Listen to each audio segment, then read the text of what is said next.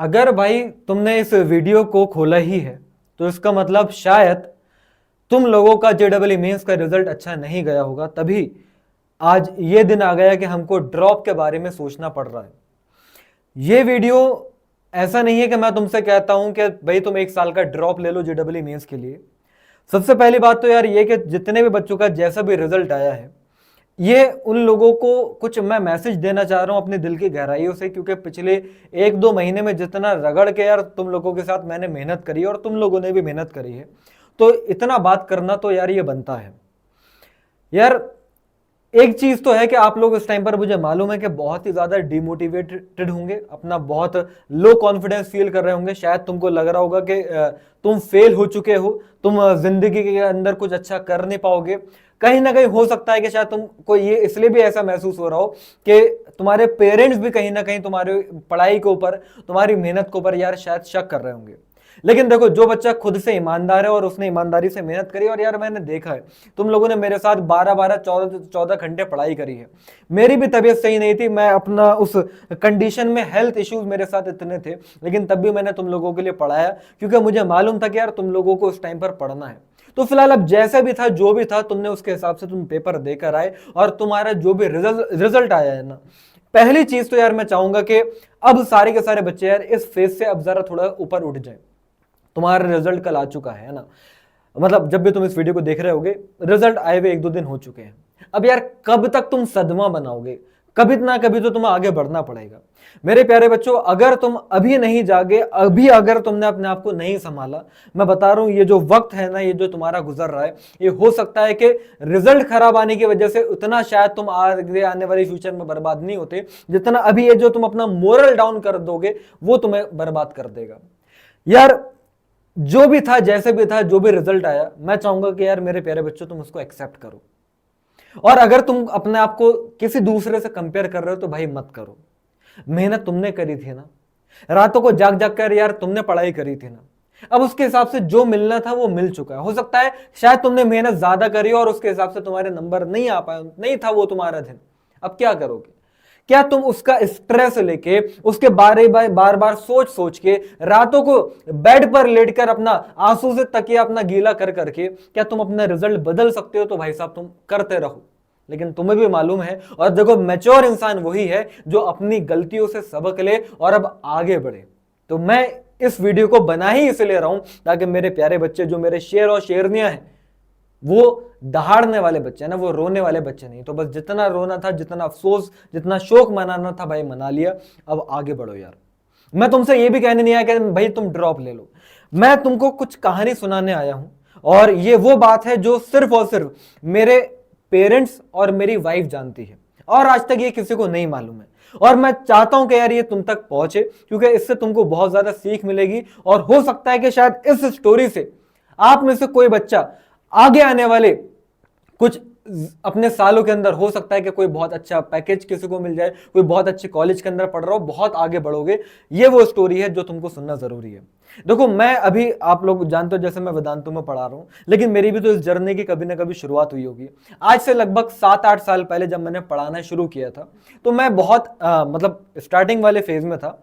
तो एक लड़की थी, एक स्टूडेंट थी यार, है ना, और वो पढ़ाई में बहुत ही ज्यादा वीक थी। और मैंने उस टाइम पर पहला बैच अपना बनाया था जिसमें मैंने ये क्लेम किया था कि यार मैं, कोई भी बच्चा अगर आ जाएगा तो वो जिस भी लेवल पर है उसको उठा के बहुत अच्छे लेवल पर लेकर चले जाऊंगा। हाँ, ये तो गारंटी नहीं लूंगा कि भाई तुम आईआईटी तक चले जाओगे, लेकिन हाँ ये मैंने बोला था कि जेडबल मेंस में इतने अच्छे नंबर आ जाएंगे कि कोई ना कोई अच्छा कॉलेज मिल जाएगा। तो उस बैच में अनफॉर्चुनेटली मेरे पास सिर्फ 2 ही बच्चों ने एडमिशन लिया था, और उसमें भी एक ही बच्ची जो थी वो काफी सीरियस थी। उसका मैं नाम तो यार रिवील नहीं करूंगा, लेकिन तुम जरा कहानी सुनिएगा।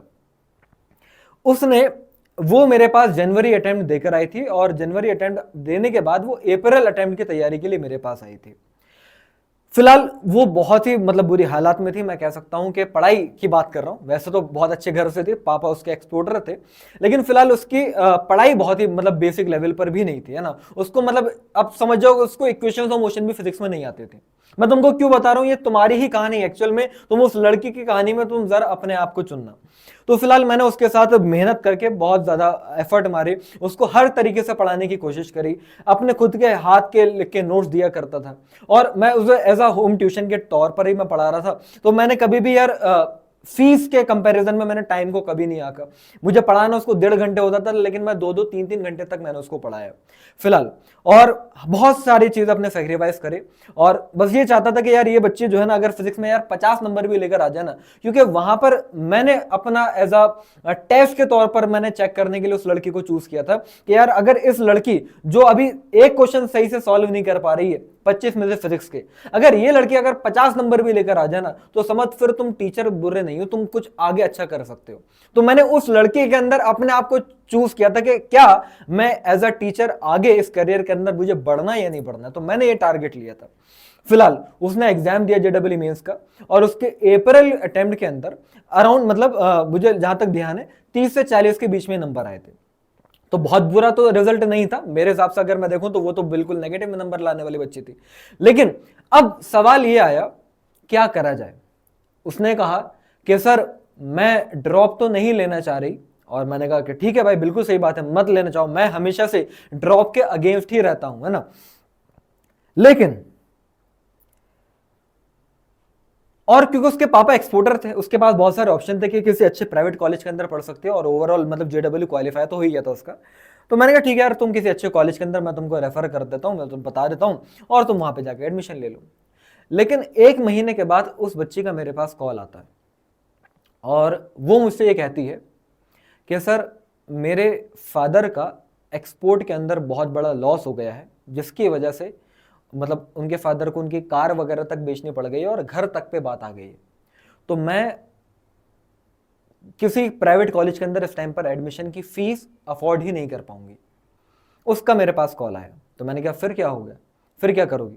बोले सर मैं ये सोच रही हूं कि अगर आप 1 साल मुझे पढ़ा दो, शायद मैं आपको फीस भी टाइम पर नहीं दे पाऊं, लेकिन मैं अब किसी गवर्नमेंट कॉलेज में ही जा सकती हूं, क्योंकि मुझे पता नहीं हमारी फैमिली सिचुएशन इस लेवल पर है कि बहुत कर्जा हो गया।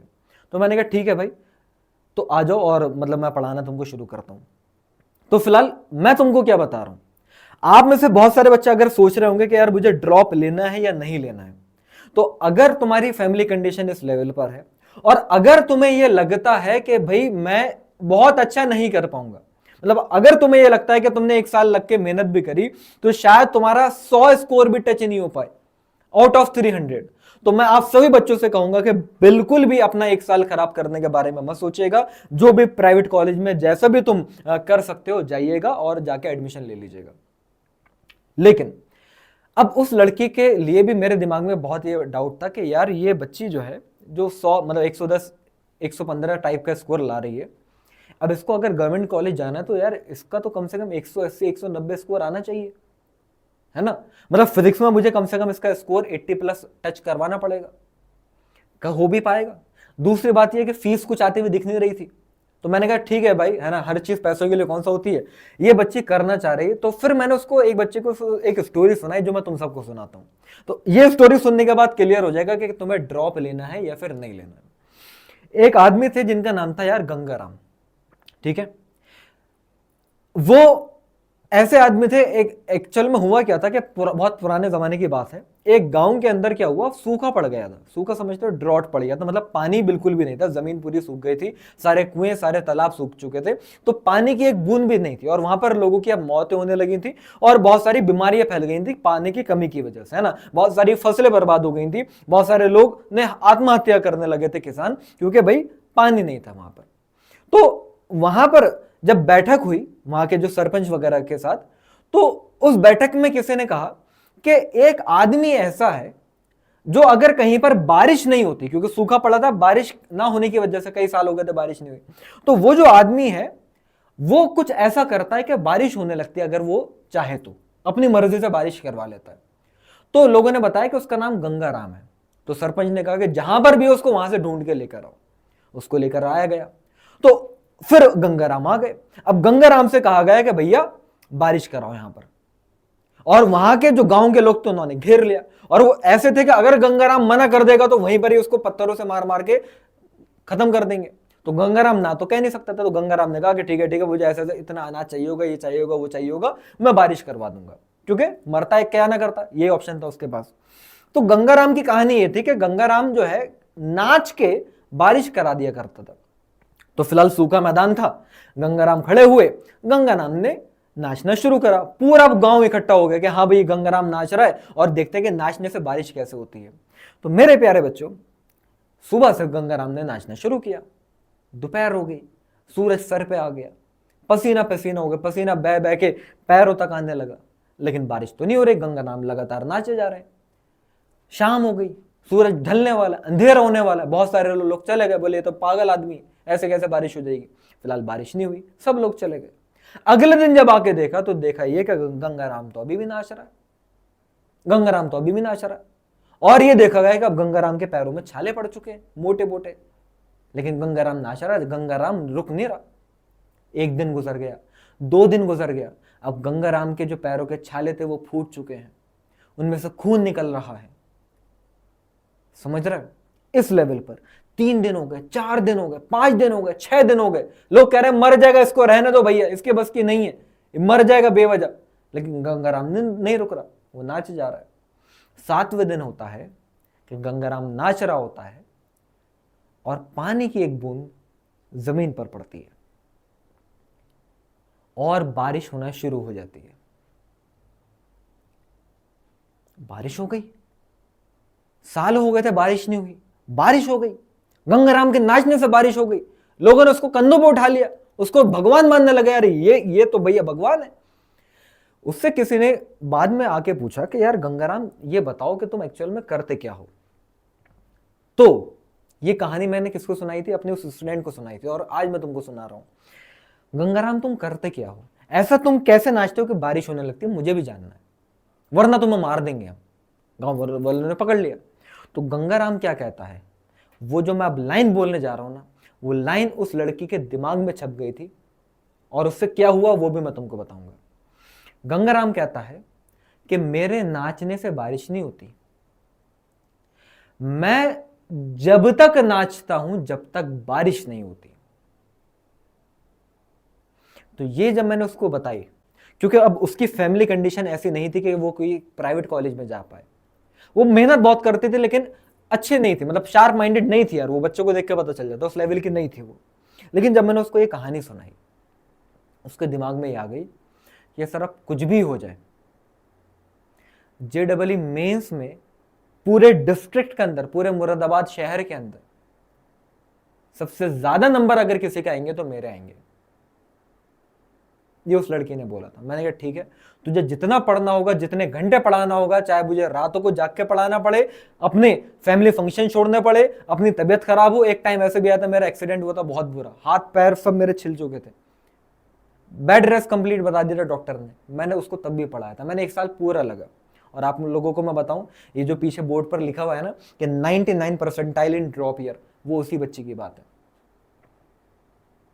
उसी बच्ची की बात है। पूरे मुरादाबाद में सबसे हाईएस्ट स्कोर उसका था। फिजिक्स में वो 90+ नंबर लेकर आई थी, एक ही शायद उसने क्वेश्चन स्किप किया था, नेगेटिव में एक भी नहीं था। उस लड़की की मैं बात कर रहा हूं। तो अब मैं तुमको क्या बता रहा हूं कि आप में से अगर कोई भी ड्रॉप लेने के बारे में सोच रहा है, तो हाँ ये मैं बताऊंगा आपको कि बिल्कुल पॉसिबल है कि कोई भी बच्चा ड्रॉप लेकर ड्रॉप ईयर में भी 99 परसेंटाइल ला सकता है, क्योंकि हुआ है तो तुम भी कर सकते हो। लेकिन वो ही कर पाएगा जिसका एटीट्यूड गंगाराम की तरह होगा। मुझे मालूम हो सकता है बहुत सारे बच्चे सोच रहे हैं मास्टर ज्ञान देना आ गया है ना, बेवजह की कहानी सुना रहा है। लेकिन अगर किसी बच्चे ने यहां तक इस वीडियो को देखा है तो भाई मैं जरा देखना चाहूंगा कि सर आने वाला गंगाराम मैं हूं, मुझे जरा ये कमेंट में भरा हुआ दिखना चाहिए। देखता हूं तुम में से कौन कौन गंगाराम है। अगर तुम्हारे पास कोई ऑप्शन नहीं है, तुम बहुत कुछ कर सकते हो। पहले ये चीज बिल्कुल दिमाग से निकाल देना कि तुम्हारे पास कोई ऑप्शन नहीं है, बस तुम करने पर आ जाओ। और इस पूरे के पूरे सफर के अंदर अब्दुल सर तुम्हारे साथ रहेंगे। ये जो मैंने तुमको स्टोरी सुनाई है ना, ये आधी स्टोरी है, इसका आधा पार्ट बहुत ही ज्यादा, मतलब फिलहाल उससे तुम्हारा कोई लेना देना नहीं है, लेकिन वो बहुत ही मतलब तकलीफ दे है। इस वजह से ये मैं किसी को कभी बताता नहीं कि एक बच्ची जो मतलब इक्वेशन और मोशन भी नहीं आती थी, उसके फिजिक्स में 90+ मार्क्स आए थे, ये मैं किसी को नहीं बताता। क्यों नहीं बताता? क्योंकि ये जो बच्ची थी ना, रिजल्ट आने के बाद किसी इंस्टीट्यूट में जाके अपना रिजल्ट वहाँ क्लेम करा देती है, और मेरा नंबर जब मैं उसको कॉल करता हूँ कॉन्ग्रेचुलेट करने के लिए कि तेरा रिजल्ट इतना अच्छा आया है, तो मेरा नंबर ब्लॉक हो जाता है। तो कोई बात नहीं है, ये हम टीचर है ना यार, हमारे साथ ऐसे ही होता है ना। जब कुछ गलत हो जाए तो बुराई देने के लिए तो बच्चे आ जाते हैं, है ना, लेकिन जब कुछ अच्छा हो तो शायद बच्चा भूल जाता है। तो फिलहाल मैं इसलिए तुमको बता रहा हूँ कि भाई अब्दुल सर तुम्हारे साथ, शायद तुम हमारे साथ खड़े रहो या ना खड़े रहो, मैं हमेशा से तुम्हारे साथ था और आगे भी रहूँगा। तो अगर ड्रॉप लेने का सोच रहे हो तो उस लेवल का अगर एटीट्यूड नहीं है तो मत लेना, और अगर एटीट्यूड है तो भाई ले लेना। मुझे मालूम है, हो सकता है कि तुम में से कोई ऐसा बच्चा हो जो अगले साल, जो जिसको इस साल एनआईटी भी नहीं मिल रहा, अगले साल आईआईटी में जाएगा। ठीक है, मिलते हैं मेरे प्यारे बच्चों। अगर तुमको कुछ इन्फॉर्मेशन काम का लगा हो तो इस वीडियो को लाइक करिएगा, और बहुत कुछ आने वाला है अगर तुम ड्रॉप लेने वाले हो तो भी, और अगर तुम ड्रॉप नहीं भी लेने वाले हो तो बहुत सारे कॉलेज ऐसे जो लो परसेंटाइल पर भी तुमको गवर्नमेंट कॉलेज मिल सकते हैं, सीएस ब्रांच मिल सकती है, वो भी सारी की सारी वीडियो मैं इस चैनल पर लेकर आऊंगा, और बहुत जल्द लेकर आऊंगा, और आ ही रही है। तो ऐसा ना हो कि तुम्हारा कोई भी लॉस हो जाए। अगर तुम कोई अच्छा कॉलेज चूज कर रहे हो तो तुम बेस्ट कॉलेज में जाओ, ये मैं चाहूंगा, और अगर तुम ड्रॉप ले रहे हो तो फिर तुम अपनी बेस्ट तैयारी करो, वो मैं चाहूंगा। और दोनों की दोनों चीजें तुम तक पहुंच पाएंगी इस चैनल के थ्रू, और वो तभी पॉसिबल हो पाएगा जब हर एक बच्चा इस चैनल को भैया सब्सक्राइब कर लेगा। तो हर एक बच्चा भैया फटाफट सब्सक्राइब वाला बटन दबा दो, क्योंकि अभी बहुत कुछ इस चैनल पर आने वाला है, पिक्चर अभी बाकी है मेरे दोस्त। तो मिलते हैं अगले सेशन में, और जाते जाते तुम्हारी नसीब, तुम्हारी किस्मत के लिए एक लाइन ये है कि तरकश में जितने तीर हैं तू चला कर देख ले, एक बार नहीं 1000 बार आजमा कर देख ले, मैं हर बाजी जीत ही जाऊंगा, चाहे तू शतरंज के हर खाने में वजीर सजा कर देख ले। मिलते हैं बच्चों अगले सेशन में, जब तक के लिए tata bye bye, see you, जय हिंद।